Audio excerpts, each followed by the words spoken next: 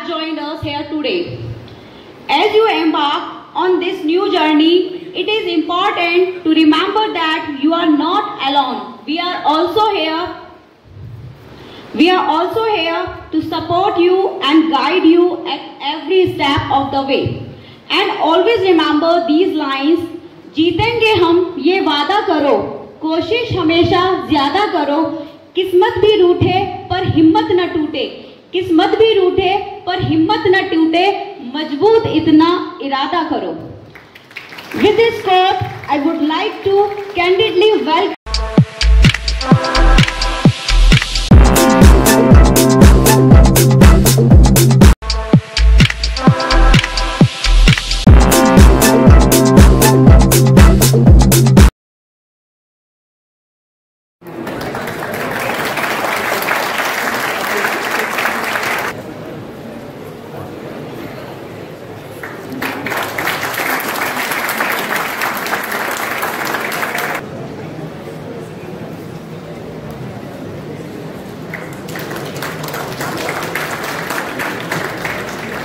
to extend a warm welcome to all those who are gathered here for celebrating this event, including Honorable Chairman Sir Shri V.L. Gupta ji, Group Director Dr. Sharad Agarwal ji, Director General Ms. Dipali ma'am, and Member Management Ms. Sakshi Gupta ma'am. I would like to express our gratitude to the first year students who have joined this technical fest for the very first time. We feel privileged to have you all for today's event. Our esteemed annual technical fest, Tech Inertia, is merely an event. It's a celebration of innovation, creativity, and relentless pursuit of excellence. Today, we stand on the cusp of an extraordinary journey, a journey that defined by passion, by inquisitive and the drive to redefine the boundaries of what is possible. In the fast-growing world where the technologies kept on changing, the change is the only constant. Tech Inertia serves as beacon for the inspiration for all who dare to dream and innovate. Over the next few hours, you will witness a convergence of mind, ideas, and innovations that shape the future of our college. Tech Inertia is the myriads of the opportunities for learning and collaborations and the growth. It is a platform where budding technocrats, engineers, designers, developers will club together and make the various projects by using the various programming languages. They will code it, they will fight with each other by playing the various games, and will come together to showcase their talents and exchange the idea and push the boundaries of innovation. As we embark on this exciting journey, let us remember the significance of this journey. It is not about winning this competition or showcasing your talent for technical prowess. It is not about it is just about fostering a culture of innovation, collaboration, and lifelong learning.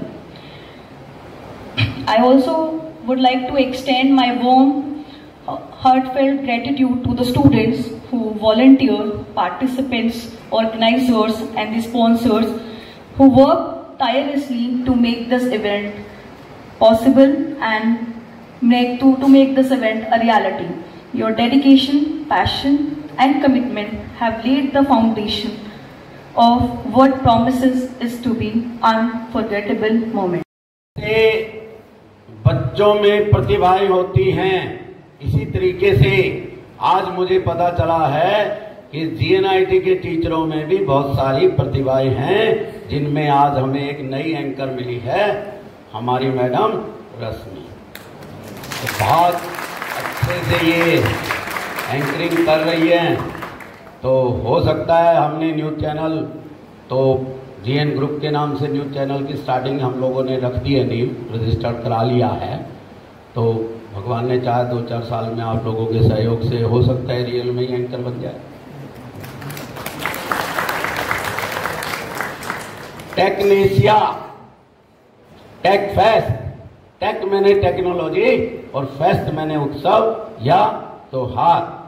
आज आप सब लोग एक technology का त्योहार मना रहे हैं, और वो कैसे मना रहे हैं? आपकी न्यू इनोवेशन, आपका स्टार्टअप, आपने जो भी मेहनत की है, और जो ये हमारी मैडम तन्नू और इंदू एंड पार्टी, ये बहुत जल्दी से आप सब लोगों के सहयोग से मिलके कुछ भी कर गुजर। देखिए, हमें अपनी लाइफ में, जैसे मैडम ने मेरे लिए कहा था, इसी तरीके से अगर आप लोग भी सोचेंगे, मैं आपको एक छोटी सी स्टोरी सुनाता हूं। एलवी का मतलब जानते हैं बच्चे? Louis Vuitton. हर औरत अपने हाथ में बैग रखना चाहती है, हर बच्चा बेल्ट पहनना चाहता है, हर बच्चा चश्मा पहनना चाहता है। लुइस विटॉन कौन था? लुइस एक बच्चा था जिसका फ्रांस के एक गांव में जन्म हुआ सन 1822 में। उसकी मदर की बहुत पहले डेथ हो गई, और जो उसकी माँ थी सौतेली, वो उसको बहुत डांटती थी, फटकारती थी। 1935 में 13 साल की आयु में उसने अपना घर छोड़ दिया। उसके पास खाने के लिए, पीने के लिए जेब में एक नया पैसा नहीं था, और लगभग 500 किलोमीटर की दूरी तय करके, जिस गांव में जो उसको रोजगार मिलता या मेहनत करनी पड़ती, खा पी के अपना पेट चला करके वो पेरिस पहुंच गया। पेरिस के अंदर उस वक्त बहुत सारी रेवोल्यूशनरी थी, इंडस्ट्री की नई नई इंडस्ट्री आ रही थी। तो उसने एक जो है बक्सा बनाने वाली फैक्ट्री। पहले क्या होता था, जितने भी फॉरेनर्स होते थे, जितनी भी लेडीज होती थी, उनकी ड्रेसेस, लगभग एक ड्रेस एक बक्से में भी नहीं आती थी। इस तरह का पहनावा था, चोगे टाइप होता था। तो वो एक फैक्ट्री में जॉब करने के लिए लग गया। साल 2 साल के अंदर जॉब करते करते उसने अपने यहाँ पे दिमाग से ये सोचा कि ये जो बन रहा है इस वक्त, एक बॉक्स टाइप बनता था ऐसे, उसके टॉप के ऊपर आप दूसरा बॉक्स नहीं रख सकते थे। तो उसने दिमाग से, जैसे आज हमारे बॉक्स आते हैं कोरोगेशन के, 1 बाई 1 रख करके, जिससे कम स्पेस में ज्यादा चला जाए, और उसके ऊपर रैक्सीन वगैरह या जो भी था वो लगाना स्टार्ट किया, और अपना एक ब्रांड बना दिया विदिन 4 ईयर। उसके बाद फ्रांस के अंदर ट्रेन का आवागमन बहुत ज्यादा बढ़ गया, स्टार्टअप हुआ। तो उसने लगेज उठाने के लिए बैग में कन्वर्ट किए और बहुत सारे काम किए, और वहां पे 4 साल युद्ध चला। पूरी अर्थव्यवस्था चरमरा गई, सब इंडस्ट्री बंद हो गई, लेकिन लुइस की इंडस्ट्री चलती रही, क्योंकि उसने ऐसे एक बैग डिजाइन किए जिसमें युद्ध के जो हथियार थे वो भी ले जाए जाते, और लोग सब गरीब हो गए, और वो अमीर पे अमीर होता चला गया। आफ्टर 4 ईयर उसने एक ऐसा ब्रांड खड़ा कर दिया। आज भी 40-40 लाख रुपए का एक बैग है, और वो भी बहुत पहले बुकिंग करानी पड़ती है। वैसे तो 1,50,000 में बेल्ट आपको मिल जाएगी, चश्मा मिल जाएगा, लेडीज पर्स भी 1,00,000-1.5 लाख में मिल जाएगा। लेकिन कुछ ऐसी चीजें हैं जो कि लुइस विटॉन की आपको बहुत पहले बुकिंग करा के देनी पड़ती है, और आज उस कंपनी की वैल्यू है 40 लाख करोड़ रुपए। जो व्यक्ति पढ़ा नहीं, लिखा नहीं, और 13 वर्ष की आयु से अपना घर छोड़ करके इस तरह की सोच रख के कर सकता है, तो क्या कोई बच्चा बता सकता है उसने किस तरीके से इस बात को जन्म दिया, क्या सोचा? Anyone student? दो किसी को।